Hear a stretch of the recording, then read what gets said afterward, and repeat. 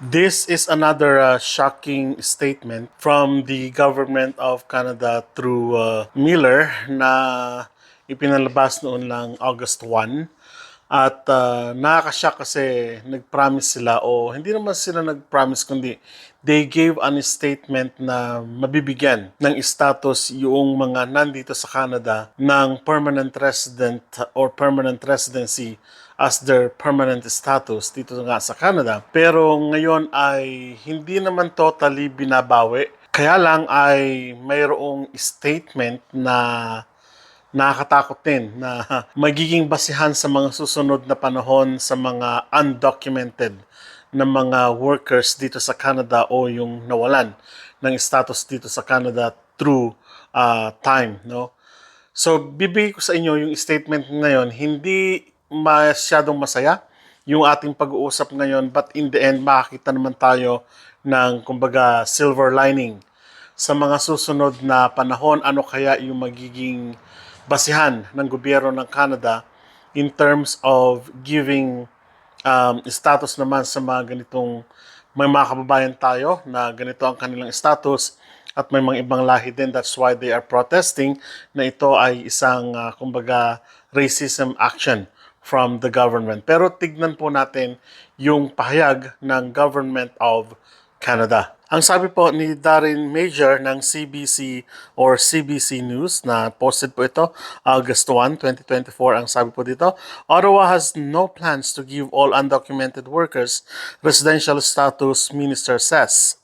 Mark Miller says government is still looking at giving status to healthcare and construction workers.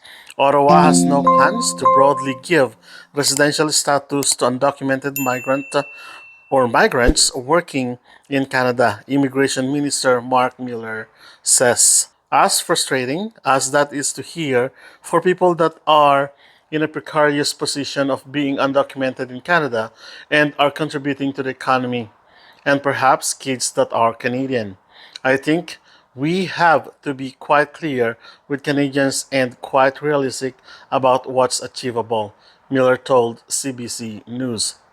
Despite the economic imperative, despite the very humanitarian imperative that a broad regularization program presents, it is clear to me that Canadians are not there, and that's just reality. Miller said he is still actively considering providing status to undocumented migrant working in certain sectors such as healthcare and constructions. The Liberals pledged in the late 2021 to explore ways of regularizing status for undocumented workers who are contributing to Canadian communities. Prime Minister Justin Trudeau said to had no timeline for putting this proposal in effect. Miller has estimated that number of undocumented people in Canada at somewhere between 300,000 and 600,000. The government has been under pressure from groups representing migrants, including the Migrant Rights Network, which in May urged Miller to follow through on the government's proposal. The Migrant Workers Alliance for Change says immigration announcements this year have only worsened the trend of scapegoating migrants in response to the affordability crisis. Minister Miller's comments show that our actions have convinced the government that regularizing our undocumented workers or co-workers, neighbors, and friends is the right thing to do.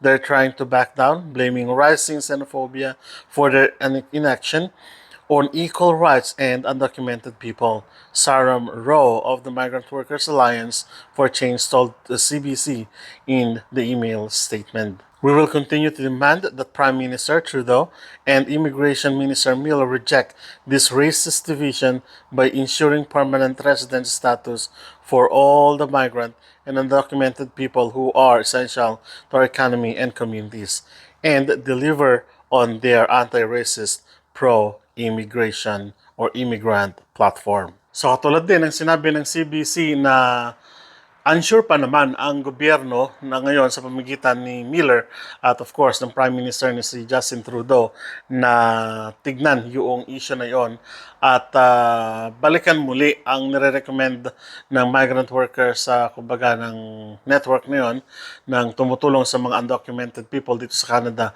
about 300 to 600,000, napakalaki ng mga undocumented. Undocumented, ibig sabihin yung mga tumakas mula sa ibang bansa, nag-seek ng asylum, na hindi nabigyan ng kumbaga ng tamang papel, mga workers na nawala ng status, mga tao na kung saan ay matagal na nandito pero hindi na i-renew yung kanilang mga kontrata sa mga employer, hindi nakakuha ng right documents or ng proper documents. Hindi naman sinasabi, kung titignan nyo mabuti, hindi naman kino-close ng gobyerno ng Canada yung kanilang statement na totally lahat. Kino-consider pa rin nila yung tinatawag nating pwedeng or possible na bigyan ng tuon o ng pansin yung mga nagtatrabaho sa healthcare and of course yung nasa carpentry, sa constructions kung tawagin natin. So hindi totally 100% na babalik rin na yung kanilang statement, kundi tinitignan lang kasi ng government dito na unti-unti nilang siguro bibigyan ng right status o ng permanent residency status yung mga tao na nawala ng status nila dito sa Canada. Lalong-lalo na binanggit niya, syempre, nandun pa rin yung statement niya na alam niya na mayroong malaking frustration doon sa status ng lalong-lalo na yung mga anak na Canadian citizen na dito na nanganak, kumbaga, no? So mahirap talaga natanggapin yung ganun na ikaw pauwiin ka pero yung anak mo Canadian citizen, parang ganun, ano? Naramdaman ko yun sa part, syempre, ng mga nawalan ng status. Hindi po ako nawalan ng status, but what I'm saying here ay yung nakapag-settle na sana rito ng matagal pero wala silang status, wala silang magawa. Nagtatrabaho sila under the table, yung tinatawag nating cash jobs. So, sila naman ay nakatutulong naman talaga sa economy na on the side naman sa kabila ng mga protesters naman. So yung mga undocumented na ito, nakatutulong din naman talaga sila sa economy ng bansang Canada kasi nagtatrabaho pa rin naman sila para makakain, di ba? So bumibili sila, nababayad pa rin sila ng tax, something like that. So yun lang ang hinihingi ngayon ng migrant network na ito na wag naman sanang piliin lang, kumbaga, yung status na kanilang bibigyan, no? Hindi ko mo, yun ang pangailangan, yun ang need, siya lang bibigyan. Paano naman yung iba? Parang ganun yung kanilang statement. This is, sabi nila, kumbaga, parang racist action ng Government of Canada. But for the Government of Canada naman, tinitignan nila yung possibility pa rin, syempre, na ano ba yung dapat nating unahin, kumbaga, no? Kasi in need pa rin tayo sa mga healthcare natin dito, sa mga construction natin dito. Actually, yung sabi nung kasamahan ko, sa trabaho, yung asawa niya ay supervisor ng isang malaking construction, yung tatayo ng mga warehouses, ng malalaking pabrika, parang ganon. So sabi niya, talagang kulang ng mga construction workers kahit na nasa ibang lugar pa rin sila na nag-hire. Hindi tayo nagbibigay ng negatibong komento sa Government of Canada kasi ito yung nakikita nila. Hindi rin tayo nagbibigay ng negatibong komento doon sa mga nangailangan ng nawala ng status dito sa Canada. Hindi natin po pwedeng sabihin na, bakit ka kasi nawalan ng status, hindi mo ba kaso? We cannot say that kasi hindi natin alam during that time na ano ba yung programa during that time, sa mga pagkakataon na yun. So we cannot comment on that. Immigration more broadly has become a major point of political debate, especially as it relates to affordability issues like housing. A Ledger poll conducted in July found 60% of respondents said that there are too many immigrants coming to Canada. Miller announced in March that Ottawa would attempt to reduce the temporary residence share of the population from 6.2% to 5% by 2027. I think we have to be quite practical and realistic about whether we can achieve that in a way that demonstrates the Canadians that we're capable of doing that in the next year. The IRCC said in media statement earlier this month that the department will be including measures to address the influx of temporary residents in the upcoming immigration levels plan. The levels plan is expanding to include both temporary resident arrivals and permanent resident arrivals. It will be tabled in the fall following consultations with provincial and territorial counterparts and others as part of Canada's annual levels plan. the statement said. Doon sa levels plan, tuloy pa rin yung programa nila na kailangan talaga nila na mag-invite, no? Pero ano ba yung maging status ng mga walang status ngayon sa Canada? Pauuwiin ba sila? Hindi natin alam. I-deport ba sila? Kasama ng kanilang mga family, hindi natin alam. Kahit na may mga Canadian na citizen sila ng mga anak, we don't know. Ano? So, ganun po ang ibig nating sabihin na hintayin natin kung ano yung mga susunod na announcement ngayong fall, kung ano ba yung magiging final statement, no? Kasi ito ay hilaw na statement pa. So, kapag nabasa niyo po yung mga articles regarding this, hindi pa naman pinal, no? Pero ang sinasabi lang ng government dito ngayon, hindi lahat ngayon ay mabibigyan ng status. Hindi natin alam kung kailan, no? Kasi only the government knows. At sa mga nawala naman ng status at nandito sa Canada, ipag-pray natin na mabigyan kayo ng status, and of course, gumawa ang government para sa ganun lahat kayo ay mabigyan ng status. Ngayon, ano ang effect nito sa mga gustong manirahan dito sa Canada o gustong mag-apply dito sa Canada? Make a research kung bang yung trabaho ninyo is in demand dito sa Canada sa kasalukuyan. Hindi ko na po ulitin yan. Marami po tayong vlog about in-demand jobs dito sa Canada. Makikita nyo po yan sa mga provincial websites and of course sa federal website ng ating government dito sa Canada. Makikita nyo po kung ano yung mga kailangan nilang trabaho. No? So tingnan nyo po, mag-research po kayo. Tanungin nyo po sa mga kamag-anak nyo, kabigin ninyo. Manood po kayo ng mga videos, ng mga vlog.